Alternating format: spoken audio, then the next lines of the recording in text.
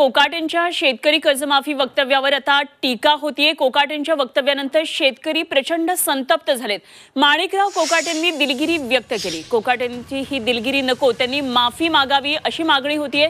माणिकराव कोकाटेंनी शेतकऱ्यांच्या कर्जमाफी संदर्भात केलेल्या वक्तव्यानंतर शेतकरी चांगलेच संतापलेत। राजकीय वर्तुळातून सुद्धा कोकाटेंच्या या वक्तव्यावर टीका करण्यात आली।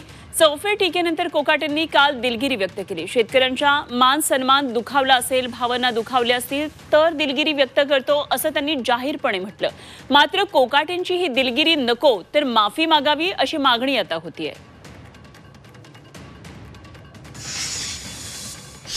मागच्या वेळी पण अशाच जावई शोध करून घेऊन ₹1 तर भिकारी पण घेत नाही अशी थट्टा करण्याचं काम केलेलं आहे।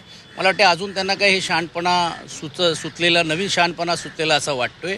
हे दुर्दैवी आहे, ह्याचा निषेधार्थ करावा तेवढं कमी आहे। शेतकऱ्यांची माफी मागायला पाहिजे, हे काही मेहरबानी करत नाहीये।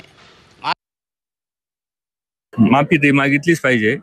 आज कृषी मंत्र्यांनी जे वक्तव्य केलं, जर शेतीमालाला जर त्यांनी जर हमी भाव दिला तर आज शेतकऱ्याला कुठलाही गरज पडणार नाही किंवा कोणत्या मदतीची गरज पडणार नाही। कारण एकच म्हणणं आहे की कृषी मंत्र्यांनी जी दिलगिरी व्यक्त केली आहे त्याबद्दल मी त्यांचे आभार मानतो, पण त्यांनी सर्व शेतकऱ्यांची जाहीर माफी मागावी।